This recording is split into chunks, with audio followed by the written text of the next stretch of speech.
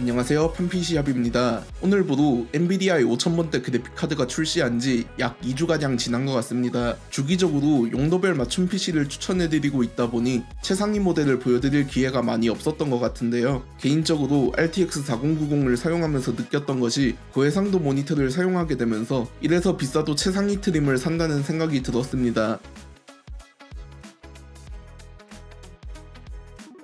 사용해볼 수 있도록 제품을 보내주신 기가바이트의 지포스 RTX 5090 게이밍 OC D7 32기가 제품을 먼저 소개하고 제가 사용하고 있던 RTX 4090과 바꿔 사용해본 소감과 성능까지 알아보도록 하겠습니다. 게이밍 OC 라인업의 경우 기가바이트에서 출시하는 제품 중 중간급 라인에 자리 잡고 있는데요. 기존의 RTX 3000, RTX 4000으로 넘어오면서 크기가 계속 커지던 모습과 달리 이번 파운더스 에디션의 경우 새로운 3D 베이퍼 챔버 디자인과 PCB 설계 기술을 접목하면서 그래픽카드의 크기를 2슬롯으로 대폭 줄인 모습을 볼 수 있었는데요. 그럼에도 소비자들이 파운더스 에디션 대신 벤더사의 모델을 구입하는 이유는 보증적인 측면이나 여러가지 이유가 있겠지만 그 중에서 더욱 발달한 기술력으로 제작된 쿨링 솔루션으로 더욱 높은 성능을 얻을 수 있기 때문이죠. 게이밍 OC의 경우 3.5슬롯으로 두께 있어 부담감이 살짝 있긴 하지만 길이는 또 크게 늘지 않아 스몰 폼팩터 같은 경우를 제외하고는 빌드에서의 제약은 크게 느끼지 못할 것으로 생각됩니다. 이제 곧 제품의 벤치마크 성능도 보여드릴 건데요. 벤치마크 중 인상 깊었던 부분이 분명 RTX 4090과 비교했을 때 더 높은 성능을 내주는 것도 맞고 더 많은 전력을 소모하고 있는데 온도가 생각했던 것보다 많이 상승하지 않았습니다. 이렇게 놀라운 쿨링 성능은 아무래도 벤더사의 설계 능력 부분이 크겠죠. 게이밍 OC의 메인 슈라우드는 플라스틱으로 설계되어 있으며 엄청난 크기임에도 요격이 없는 모습을 보여줍니다. 전체적으로 다소 심플한 느낌으로 디자인되었는데 슈라우드의 모서리를 가감하게 사선으로 커팅해주고 측면에 슬라이드 플레이트를 넣으면서 다소 밋밋할 수 있던 부분을 상쇄시켜주고 있습니다. 결국 이렇게 그래픽카드가 크고 두껍게 만들어진 이유는 쿨링 성능 때문인데요. 기가바이트에서 사용하는 얼터네이트 팬 디자인으로 팬과 팬 간의 회전 방향을 틀리게 하여 난료를 최소화한 방식은 기존과 동일합니다. 하지만 새롭게 적용된 호크팬은 전작 대비 풍량은 최대 12.5%, 풍압은 53.6% 향상되었으며 새롭게 설계된 대형 베이퍼 챔버가 GPU와 VRAM의 열을 구리히트 파이프로 효과적으로 전달하고 그래픽카드 전체를 커버하는 히트싱크를 호크팬이 빠른 속도로 시켜줍니다. 전체적으로 제품의 설계와 외형을 살펴보았는데 이제 본격적으로 제품에 어떤 의미 있는 변화가 생겼을지 벤치마크를 보며 알아보겠습니다. 벤치마크에 사용된 시스템은 위의 화면과 같습니다. 우선 긱벤치 6의 결과부터 살펴보겠습니다. 오픈 CR 테스트에서 전작 대비 20%, 불칸 테스트에서는 53%가량 성능 향상이 있습니다. 그리고 이번 RTX 5000번대의 경우 AI 연산 기능이 개선되었다는 소식이 있어 긱벤치 AI도 돌려보았는데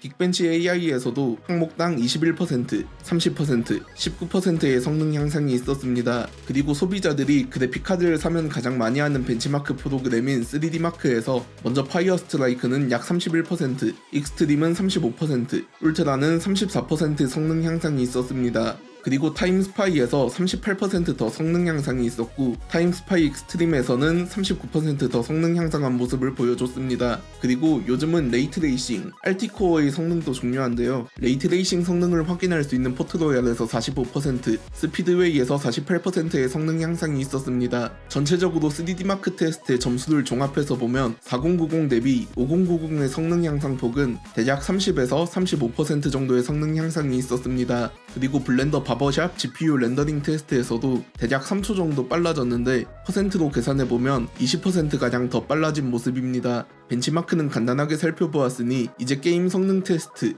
게임 간 성능 차이를 측정해보았습니다. 5090과 4090 정도의 그래픽카드를 사용하다 보면 보통 FHD, QHD가 아닌 4K 사용 전제를 두고 구입하다 보니 모든 테스트는 4K 최고 옵션 환경에서 진행되었습니다. 먼저 최악의 프레임을 보여주기로 소문난 검은 신화 50에서는 평균 프레임 차이는 전작 대비 24%, 하위 1%에서는 30%, 0.1%에서는 48% 더 높았습니다. 사이버펑크에서는 평균 약 52%, 하위 1%에서는 41%, 0.1%에서는 78% 더 높은 모습을 보여줍니다. 그리고 요즘 다시 급부상 중인 배틀그라운드에서는 평균 약 33%, 하위 1%에서 12%, 하위 0.1%에서는 19% 더 높은 성능을 보여주었습니다. 확실히 고사양 게임으로 갈수록 성능 향상의 폭이 더 커지는 것 같습니다. 그리고 이제 레이트레이싱과 DLSS를 직접적으로 접목할 수 있는 게임의 성능도 궁금해서 몇 가지 게임만 적용하여 비교해보았습니다. 사이버펑크에서 평균 약 38% 더 높았으며 50에서는 42%, 포르자 호라이즌 5에서는 34% 더 높은 모습을 보여주었습니다. 그리고 이번 RTX 5000번대로 넘어오면서 DLSS4와 멀티프레임 제너레이션이 많이 강조되었는데 아직은 접목된 게임이 그렇게 많지 않아 사이버펑크도 간단하게 측정해보았습니다. 우선 레이트레이싱만 적용했을 때와 DLSS 품질 모드를 적용했을 때 평균 프레임은 106% 더 높아졌고 하위 1%는 140%의 성능 향상이 있었습니다. 여기서 5000번대에 새롭게 적용된 프레임 생성 기술을 접목했을 때